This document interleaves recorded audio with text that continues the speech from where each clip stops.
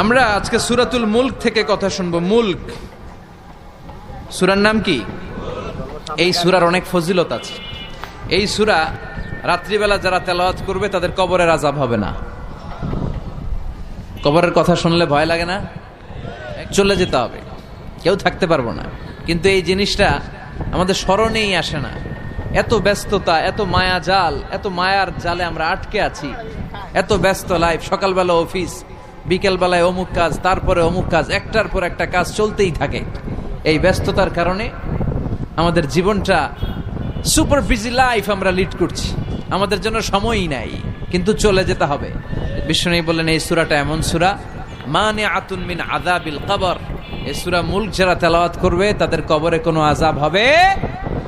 আজকে থেকে সূরাতুল মুলকের তেলাওয়াত করা যাবে? পারা যাবে। আসেন না নিজেদেরকে একটু পরিবর্তন করি, আসেন না নিজেদের আমলের ঝুলিতে আরো কিছু বাড়াই, নিজেদের আমলগুলোকে সুন্দর করি, নিজেদেরকে আর একটু পরিচ্ছন্ন করি। প্রতিদিন রাতে সূরাতুল মুলক তেলাওয়াত করবেন ইনশাআল্লাহ। কইতে পারলেন না? 2 নম্বর ফজিলত শাফাআত লি সাহিবিহা। এই সূরা যারা তেলাওয়াত করবে, এই সূরা তেলাওয়াতকারীর জন্য আল্লাহর কাছে সুপারিশ করবে। 3 নম্বর ফজিলত খাসামাত আন সাহিবিহা। এই সূরাটা কিয়ামতের দিন এই সূরার তেলাওয়াতকারীর পক্ষে আল্লাহর সাথে তর্ক করবে, ডিবেট করবে। কতক্ষণ? হাত্তা আদখালাহুল্লাহুল জান্নাহ, যতক্ষণ না আল্লাহ তাআলা এই লোকটাকে জান্নাতি বলে ঘোষণা না দেয়।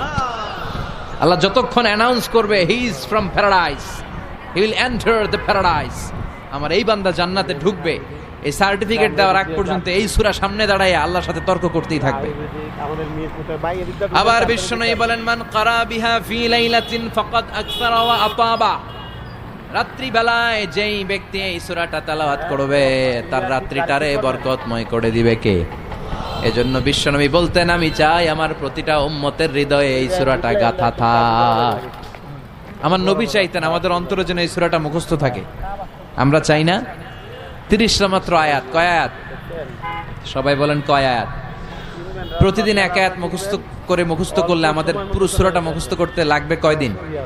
30 দিন। 1 মাসের চেষ্টা এই সূরাটা মুখস্থ করা যাবে না? দেবিদ্দারের ভাইয়েরা করা যাবে? আওয়াজ করে পড়েন ইনশাআল্লাহ। এই সূরার মাহাত্ম্য হচ্ছে এই সূরা আপনার দৃষ্টিভঙ্গিকে চেঞ্জ করবে, আপনার চিন্তার জগতে আন্দোলন তৈরি করবে, আপনার চোখকে খুলে দিবে, আপনার ঘুমন্ত বিবেককে জাগিয়ে দিবে।